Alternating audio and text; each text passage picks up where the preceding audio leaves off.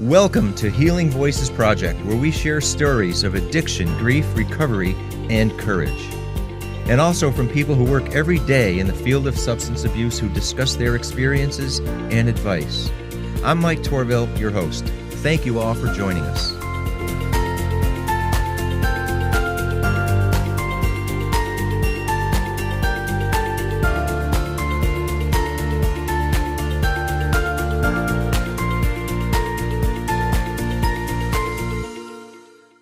All right, everybody, thanks for joining us today on Healing Voices Project. We're glad to have you back. And today we have not one, but two guests. We have Roberto Agrait, a clinician at MiraVista Behavioral Health Center, and Katie Krauskopf. That's a tricky spelling. Katie and Roberto, thanks for joining us, both from MiraVista. So we have a team of people here. Welcome, Roberto and Katie. Thank you for having us on your podcast. Thank you for having us. It's great to be here. Glad to have you. And MiraVista has done a lot of great work in the year and a half or so it has been open. We actually had a guest here about a month ago, Christina Rivera, who was fantastic. And we've just maintained a conversation. And I went to an event a month ago when you had Michael Blanchard there, and that was a great event. So it's good to keep things going with you guys. So Great. We appreciate that. And with all that's happening at MiraVista, we have a lot to talk about. I think before we do that, just to give a little context of who you both are and what you do. Now, Roberto, you've been a clinician now for 38 years. Is that right? I've been in the field of mental health and substance abuse for 38 years. And I've been as a clinician at the clinic here for 8 years, the last 8 years. At the MiraVista building?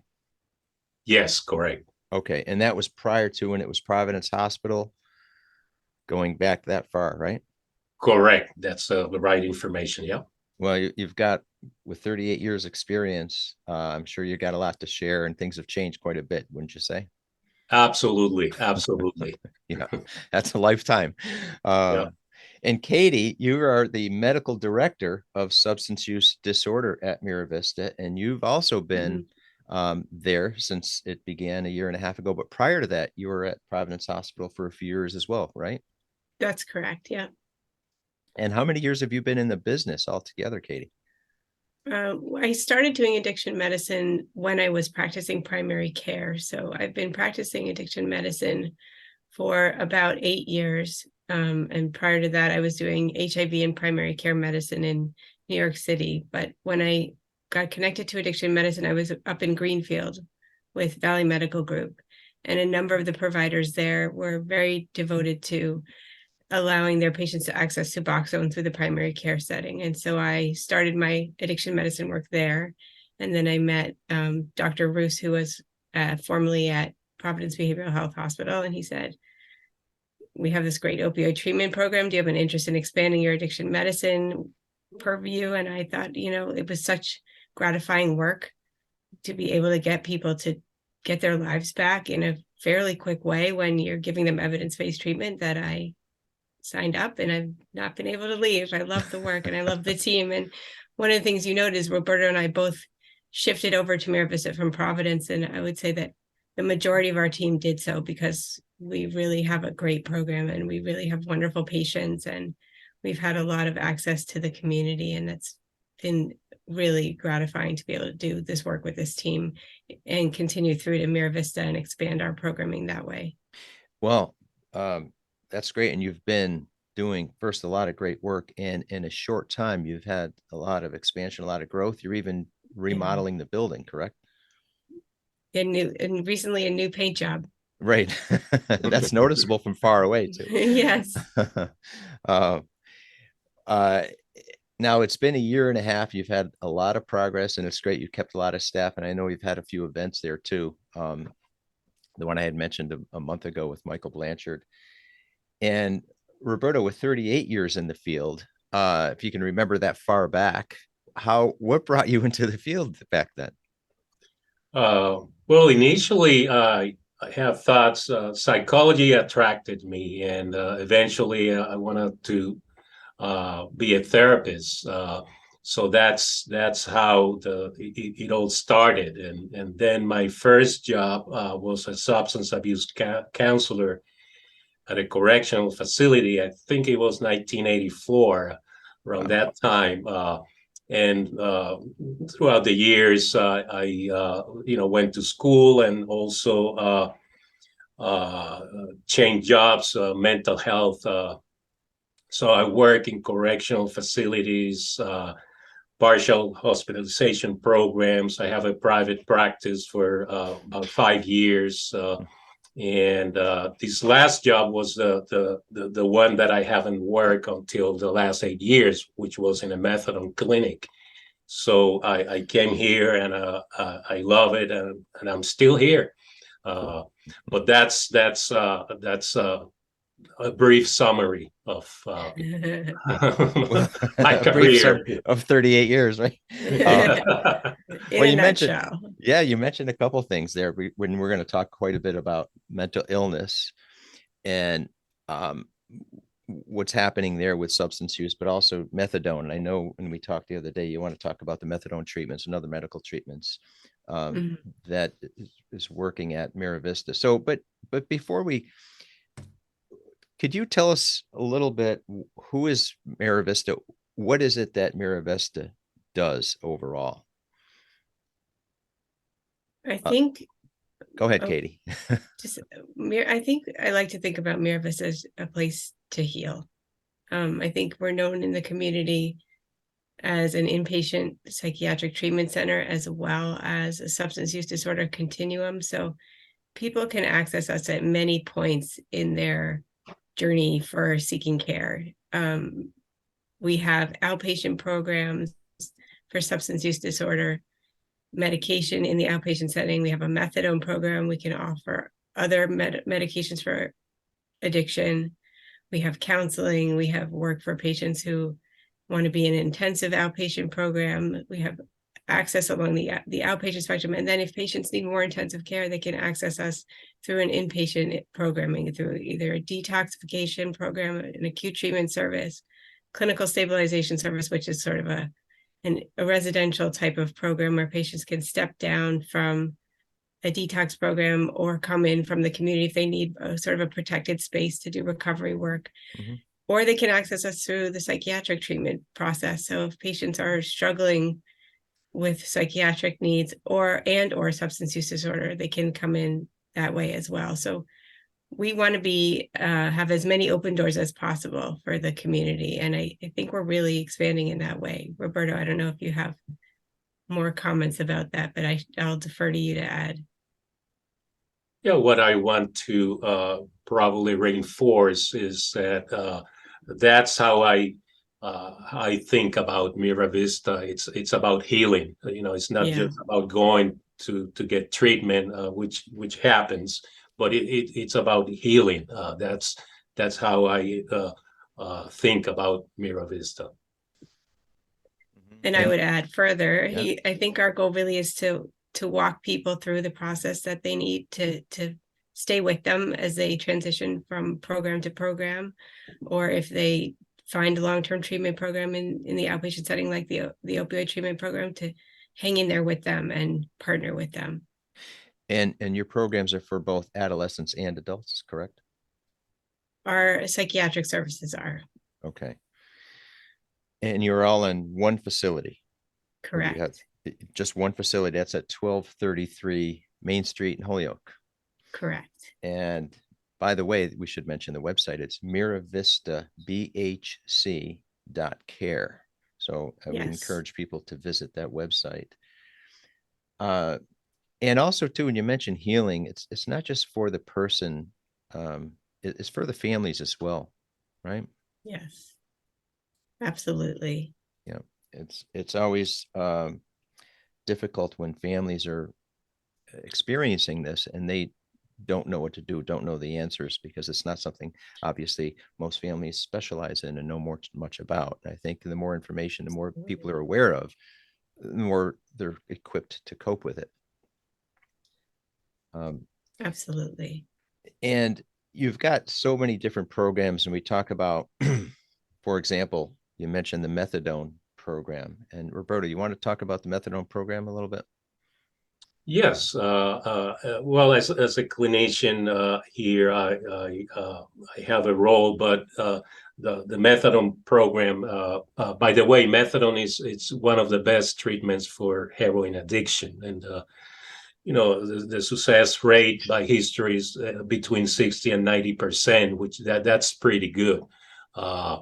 And what we provide here, we have a team, a medical team, and Dr. Katie can probably talk more about that. A wonderful medical team, a team of nurses that provide the medication, and the clinicians. And one of the clinicians that provide services here. So each patient, when they come to the methadone treatment here at MiraVista, it's assigned a clinician, and that clinician helps the person go through the treatment. Mm-hmm. And that's all done on site, or is it done as an outpatient? Do people need to go to MiraVista to get the methadone treatment? So initially, while we're learning what a patient needs and learning what their right dose is for them, we will have them come on site to get their dose every day. And when they come in for their first evaluation, we'll see them on site as well for their medical component. Over time, as patients stabilize, we are able to give them doses to take home with them. And that has expanded actually during the pandemic. We were very lucky, I guess, in the end to be able to do that. Initially, it was a concern. We weren't sure how it was going to play out, but we were able to give patients increased access to take home doses. Mm-hmm. And we've seen really good results with that as well. So it's always been part of how we do it. And now there are expanded opportunities for that. Okay. And I just want to, I want to just tack on to what Roberto said about methadone. It's been around for over 50 years as a treatment for opioid use disorder, and it really does work. There's growing evidence every day that if given evidence-based medicine in the right setting, patients with opioid use disorder can get better, can get back to their lives, their loved ones, their jobs. So we have the privilege of being able to provide that for people. Mm-hmm. And what about Suboxone? Is that you offer that as well? We do offer Suboxone. We can do it through the opioid treatment program. We find that most people prefer methadone in that context. Mm-hmm. We also have a small office-based program that does provide Suboxone to patients as well, so that we have access to that at MiraVista too. Okay. And this all starts with counseling, obviously, before you can determine if methadone is the right treatment program. We have the patient come in and they do have an intake, which I'll let Roberto describe, and then we go from there. Yeah, that will be the first step. The patient will call us at MiraVista and or referral, and an intake assessment will be scheduled. So one of us, the clinicians, will have the intake assessment, and after the intake assessment, a referral, a recommendation will be made if the person is appropriate for the treatment. And if they are, the second step will be to meet with the medical team for the medical exam.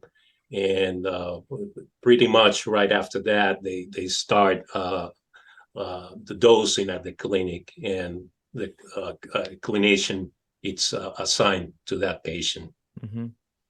So it's often at most, a 2-day access process. We really believe that patients need to access the medication as quickly as they do the other services.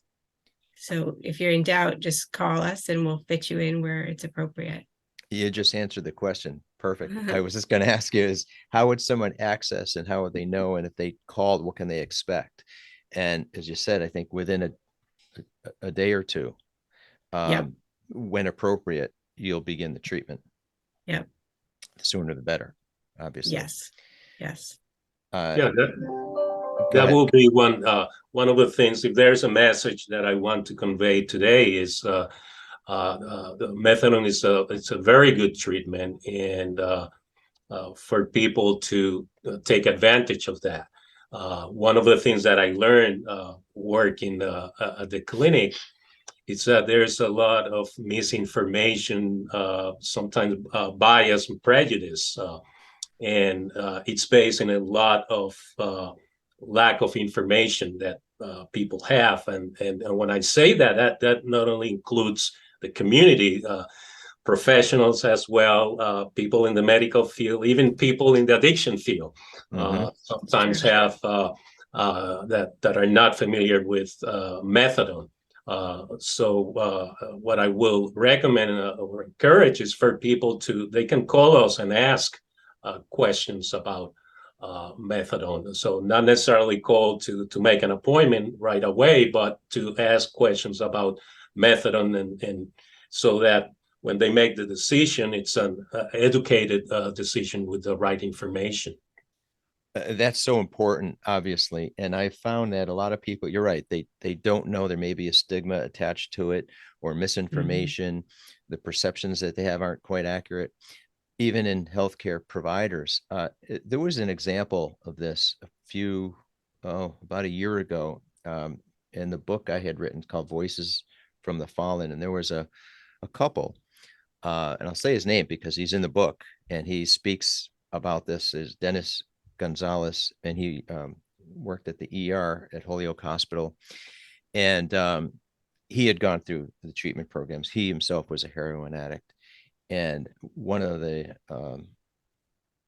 healthcare providers there, to make a long story short, was very, very upset. And he said, "Well, what's wrong?" He said, "Well," she said, "my husband's addicted and I don't know what to do." And he said, "You're a healthcare provider and you don't know what to do?" Well, that was a eye-opening for him, because he also said, gosh, if some healthcare providers don't have the answers, how in the world are parents, wives, husbands supposed to know the answers? And that was very revealing, because there is a lot of information people don't know. And I guess that's partly why we're here, we're here talking about this, right? Is to get that awareness out.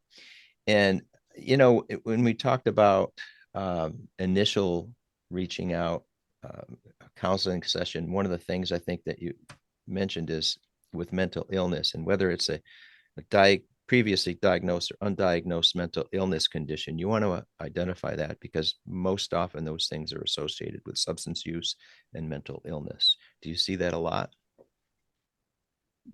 As a clinician, I do, and we know the information it's out there in the population that we serve.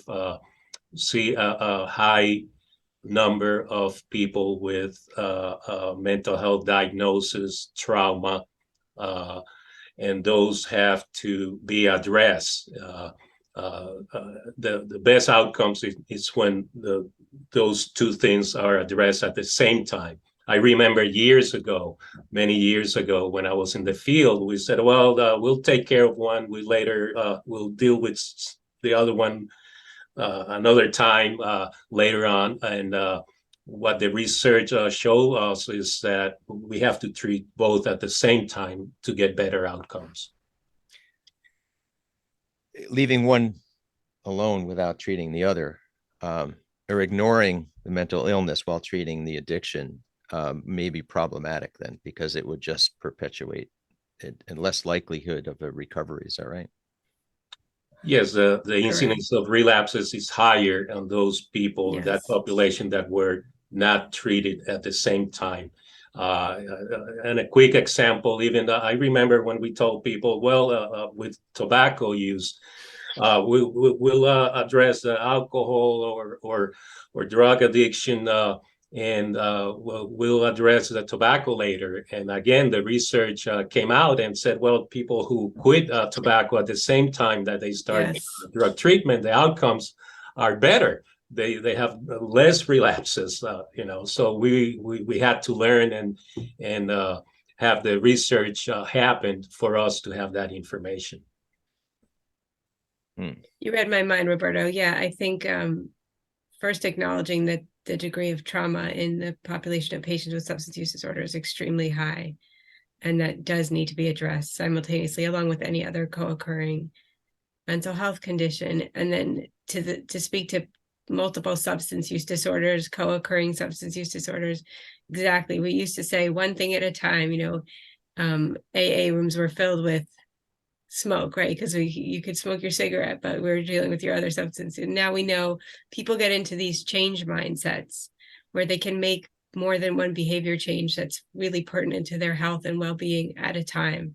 So we do a lot of work around smoking cessation, other substance use disorders, co-occurring mental health conditions. All you can do it all at once. And the medication and the treatments work. Yeah, and I guess there's some that may be obvious. If somebody's a smoker, that's obvious. With trauma or other mental illness conditions, you'd have to dig a little deeper to identify that. They're not as easily evident, aren't they? Often. And that would take more time to work through. And I think when you said, Katie, you find the work very satisfying to see that when you can make a difference in people's lives and really see some good examples of recovery.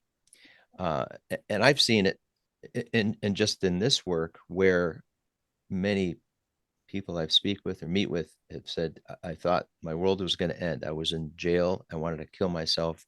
There was zero chance of my survival or happiness or anything. And then there is a path out. And then they now have productive, happy lives. And I think that always inspires me, and I hope it inspires other people to say, yeah, no matter how bad it is, there is a new life after treatment. Absolutely. And that's what keeps us in this field too, I think. Roberto, would you say?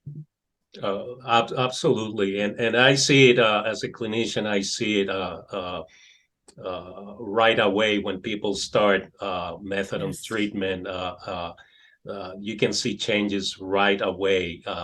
And when you said success in treatment, as a clinician, I see that we'll need to have a definition for that, because that could mean different things for different people in terms of treatment.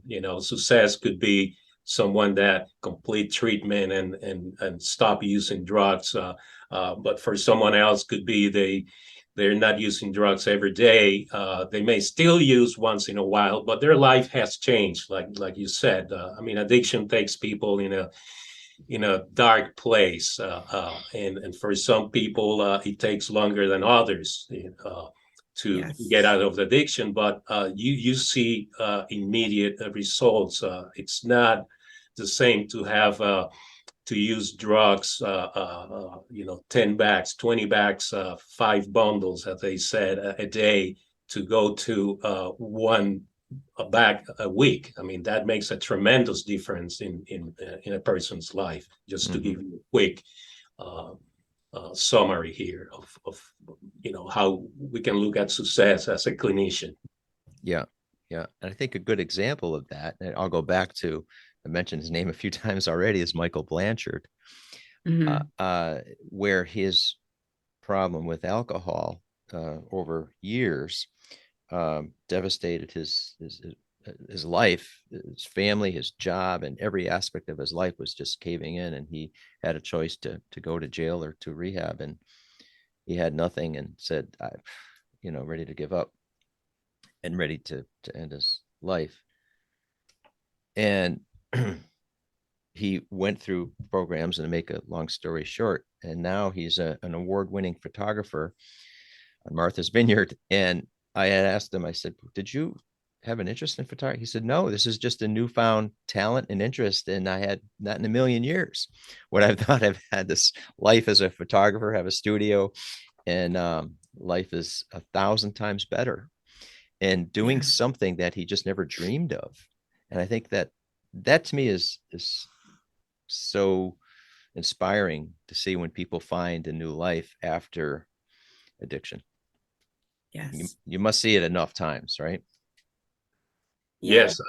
I as a clinician, I have people complete treatment here, and they have jobs. I can think of people managing companies of $1 million, and people getting back with their families, and so those are examples of people that their lives was changed dramatically after they receive treatment and recover, and they enter recovery.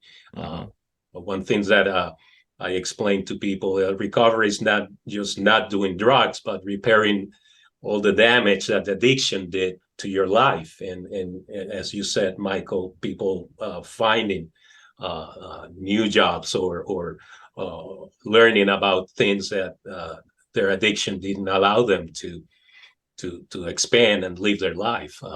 So that's what recovery is. And you know, I'm going backwards a little bit because maybe should have brought this up sooner, but we talk about addiction, what brings people to addiction, and it could be trauma or mental illness or other circumstances. Sometimes it's just a matter of peer pressure or pain medication. There's all kinds of different ways to get there. Yes. But what is going to seem like a very basic question, but it'll help people and even me to understand if how do you know when someone's addicted? At what point? Oh, because I think what happens is they don't realize they're addicted. They have a dependency, and then find they can't live without it, and suddenly I didn't realize. I hear the phrase, "I didn't realize I was addicted." Right. How do you determine when somebody actually knows, okay, this is where I'm at? Great question. And there are formal diagnostic tools that we can use, but broadly speaking, you hit on a really important distinction, which is people can experience physiologic dependence to a substance. In other words, they don't feel right without it in their body. Mm-hmm.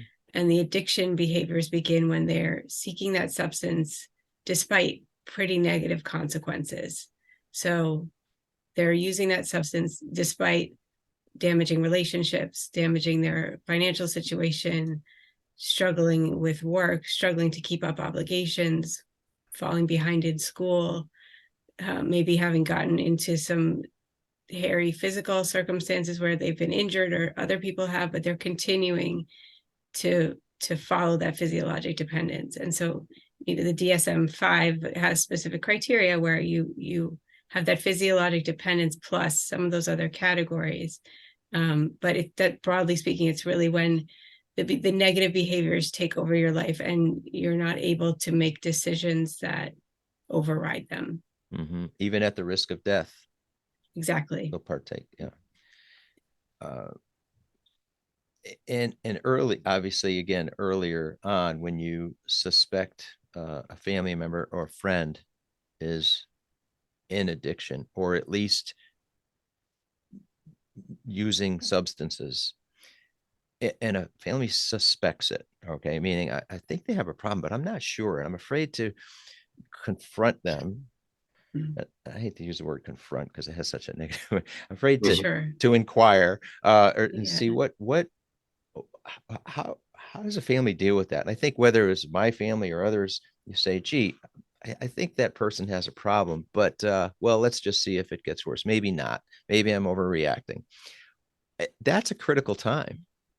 Absolutely. And I don't think a family knows quite what to do at that point when they're not sure if they've identified that it's a real problem or just a passing issue.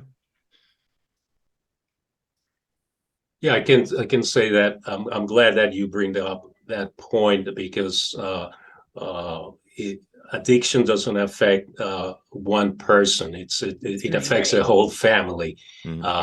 Not only professionally, I'm speaking, but in my own experience, I have a brother that actually passed away from addiction, and it's I can tell you all of what I experience in my family, was very difficult, very confusing, a lot of intense feelings, and so it's not a disease that, as we call it, to treat only the person with addiction, but with the family, you get better outcomes.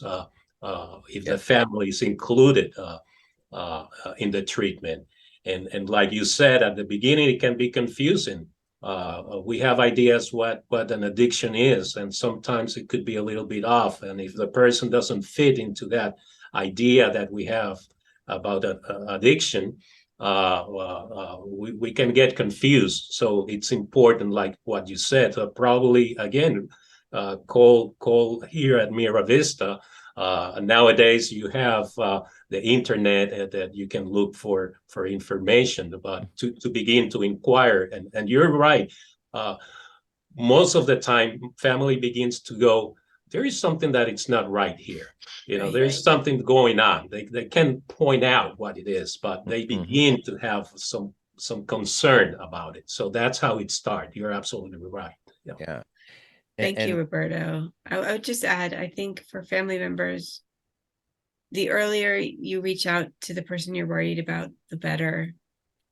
And expressing that you're coming from a place of love, that your concern is from love and you want them to be well. And you're not accusing them of something. You're not trying to get them in trouble. You just want them to be safe and well. And sticking with them in that early conversation can be quite helpful. And sometimes it may be just asking, look, is everything okay? Exactly. And maybe that opens up a conversation. Maybe it doesn't. Maybe the person shuts down. But like you say, out of love, genuine concern, is everything okay? I've noticed you're not yourself lately, without the accusatory tone. Yeah. And maybe you get some hints or clues. Well, now that you bring it up, my wife and I are fighting, or my son is, or my whatever it is, you say, oh, okay, okay. So there is something behind your behavior, but and then from there, maybe somebody opens up, maybe not. You've experienced all kinds of reactions, the defensive, the denial, and everything else that goes with it. But absolutely. And it's worth, I think it's easy to say, but it's worth trying to ask and trying to identify early, then ignoring it and saying, well, maybe it'll go away, and then find out something tragic happens. And then everybody's left second guessing and saying, gee, I wish I had. That's right. Right. That's right. And it, as you suggest, it takes often many, many attempts or conversations to try to let someone really trust you and know that you're trying to help them. And expressing to your loved one that there is help and you want to help them find it is part of that conversation. And it's just take a deep breath and do it. It's easy to say. It's very hard to do, because I know absolutely. And we've experienced some addiction and alcoholism in my family, and I know the difficulty and approaching the person, and I know the denial, and then the aftermath of that, and maybe the reluctance to go to a program, and then the giving in, all right, I'll go just to satisfy everybody. That's a process, but as you said, the earlier the better. I've had many patients say that they were really angry with their family members, but really glad ultimately that someone reached out to them. See, that's important. Because maybe somebody's not thinking rationally at first, and their reaction is to be angry, right? Then in the end, they see it clearly and say, you know what, they were right. That's right. That's a common experience that I've seen, anger of family or the patients. I have patients that come here and they said they're angry because their family doesn't trust them, for example. And establish a conversation explaining what's going on in families, and said, well, let me see, you're in methadone for 2 weeks and you're angry because they don't trust you, and you've been in the addiction for 20 years. So we talk about that it takes begin to have a conversation about recovery and what it takes to recover. So you're right on the money. Anger, it's one of the things. Sometimes the family have that anger, and many times it's not toward the person. It's about the situation, but it's spilled into the person. So that's why it's important to for the family as well to reach out for support. And the treatment period for methadone, by the way, can vary quite a bit, right? For the duration. Absolutely. as Roberto suggests, I often talk to patients about, well, who say, I want to get off quickly. You say, well, how long have you been using for? Your brain needs to heal. And there's growing evidence that staying on medications for opioid use disorder for longer and longer periods of time, as long as that patient is reaching their recovery goals, is really to be expected. So I always tell patients, you drive the ship. We're not going to keep you on something you don't want to be on. We're not going to make you do something you don't want to do, but think of your recovery goals and when you've reached them, how you're doing. And don't think of, I'm going to be on this for X number of weeks, days, months. I'm going to be on it for this many milligrams or not. Just focus on your recovery goals. And you're right, it varies for many, many people. We have patients who've been with us for decades and some who choose to come off sooner. And we support all of those approaches, and we're there if people want to come back, and we're there if people want to fly and never see us again. So we walk with people through that whole process. Okay. And I think, as we said earlier, and we'll say it again, the first thing is to just reach out, even if there's questions, and a question of what do I do, whether it's a family member or the person themselves. It's good to call or visit the website, which is, again, it's worth repeating, is MiraVistaBHC.care. Is there a BHC phone number? is for Behavioral Health Center. Behavioral Health Center. Okay. That's what the BHC means. MiraVistaBHC.care. Don't get confused with .com. It's .care. I know. I made that mistake a few weeks ago, so it's in my head. And it's at 1233 Main Street, but there is a phone number, right, that people can call as well? Yes. What is the number? 701-2600. Let me make sure I got that right. Yep. Yep, that's the one. That's an area code 413. I just got nervous that I gave the wrong number. 413-701-2600. Okay. And that's the point of access to all of our programs. Okay. That's a great place to start then, by calling or visiting the website.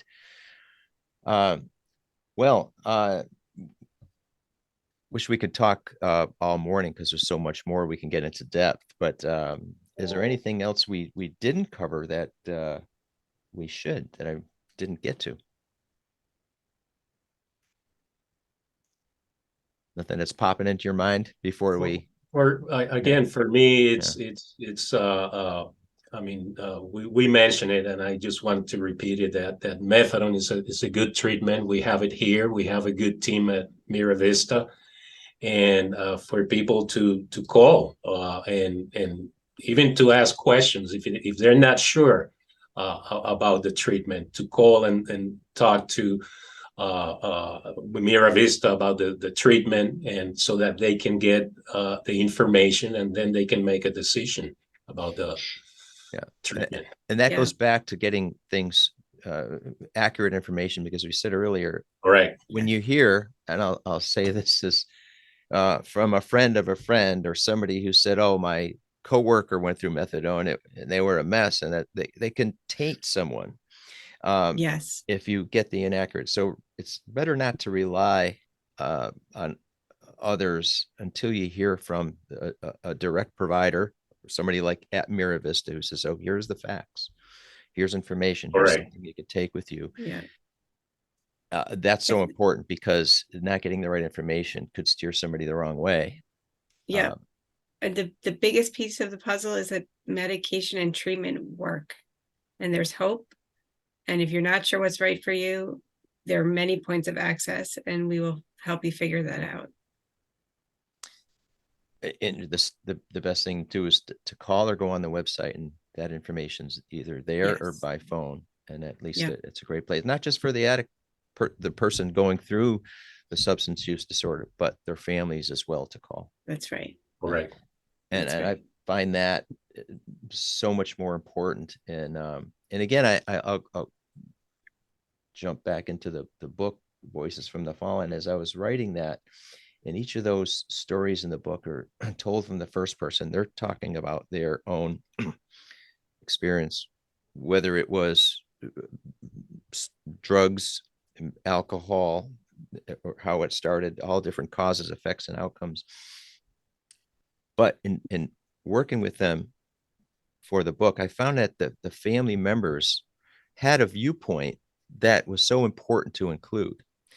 And what's common is the family member at first said, we didn't know what to do. We had no idea where to turn. We had no idea how to react. And often, not knowing this, we reacted the wrong way, did things that made the problem worse. And once they settled in and got some information, then things started to take a better course. But a lot of what they did was counterproductive, simply because they didn't have the right information. That's right. Yeah. So, well, I really appreciate having you both on. Thank you for having us. And thank you. Sure. And again, it's MiraVistaBHC.care. And the phone number is 413-701-2600. Right. Get that right. And thank you, Katie and Roberto. We will be in touch, and I'm sure we're going to do a lot more together. So it's great having you both. Thank you. Excellent. Thank you so much. All right. Thank you very much, Mike. Talk to you guys soon. And thanks everybody for joining us. We'll see you later. Bye-bye.